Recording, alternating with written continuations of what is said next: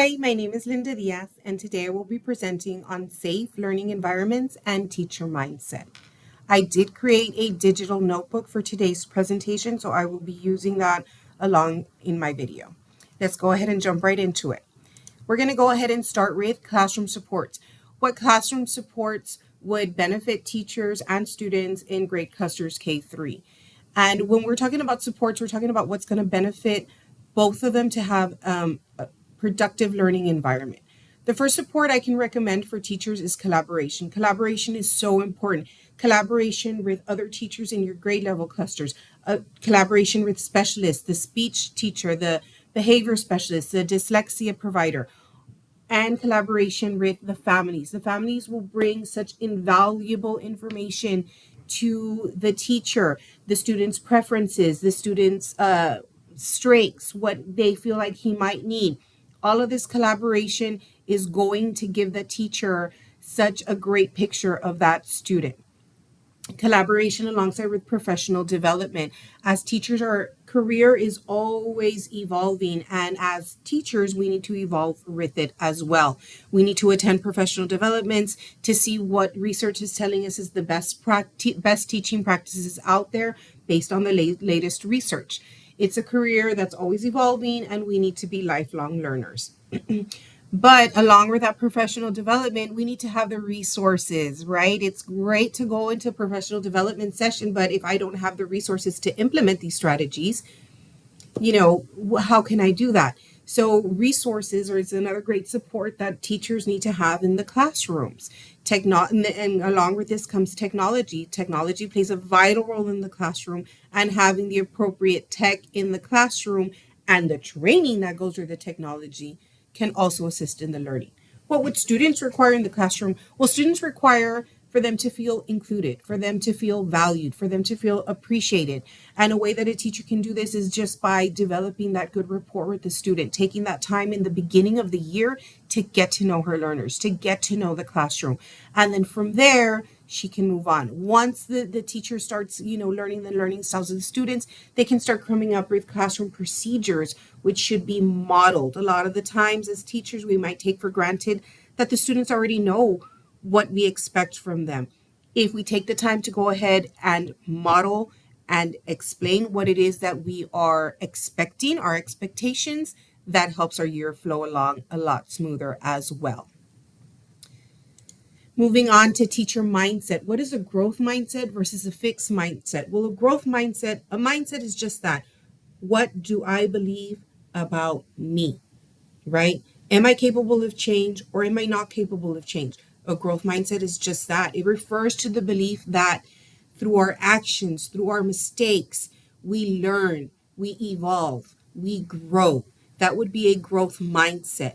A fixed mindset is very strict, very structured, and leaves very, very little room for mistakes. It can be more critical. So as a teacher, this becomes very important, having a growth mindset. And one way to help a teacher achieve that growth mindset is through reflection. Now, reflection can be hard. It can be difficult. Self-critical reflection can be difficult because as a teacher, we don't want to be criticized, right? But we do have to take a step back and see, okay, you know what, this year, what worked this year? What didn't work this year? What can I change? It's simple things that you can just come back and just take a step back and look and see, this worked, this did not work. Education is constantly evolving, and we need to be able to adapt and change along with the needs of our student. So the students I had the previous year are not going to be the same ones I have this year, and maybe something needs to change there, right? Having a growth mindset allows for reflection, and once I reflect, I can set personal goals. So that would be a growth mindset versus fixed. What are some tips that you can have that I can recommend for teachers in the classroom? A great tip would be to create a sensory friendly room. This has nothing to do with instruction, nothing to do with instruction.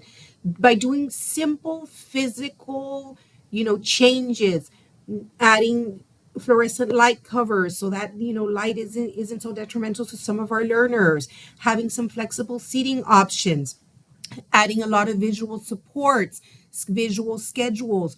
All of these little changes create this sensory friendly room that is an inclusive environment for all of our learners.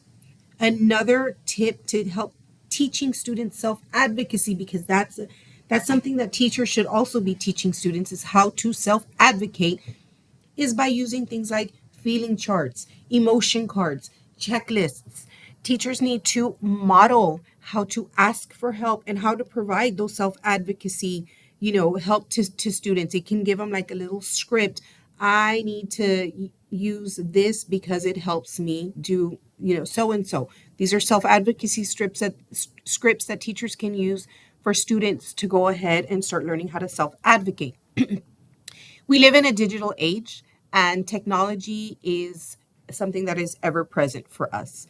Teachers should use the technology to their advantage. They can use technology to create engaging lessons and provide students with opportunities to digitally show their understanding. By attending professional training sessions, you can learn more about digital platforms that are on there, like Google Classroom, Kami, Screencastify. All of these things provide great options that the teacher can go ahead and pass along to her students. Moving on to research-based practices. What is a research-based practice that has proven effective in the classroom?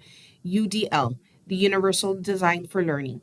It's a framework that brings an inclusive approach and includes all students, regardless of exceptionalities, regardless of background, regardless of socioeconomic background.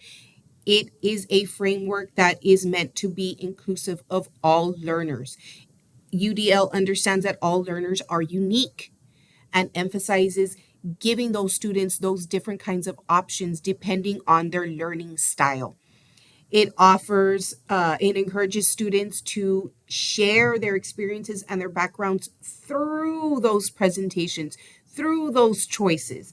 And from there, it creates this environment, this all inclusive environment that is so important in our classroom.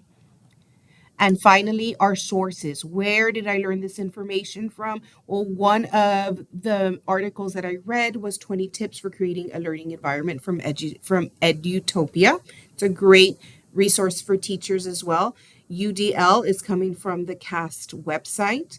And the difference between a growth mindset and a fixed mindset, that is coming from Grand Canyon University, from an article that explains the differences from both. So once again, my name is Linda Diaz. I appreciate your attention. Thank you very much.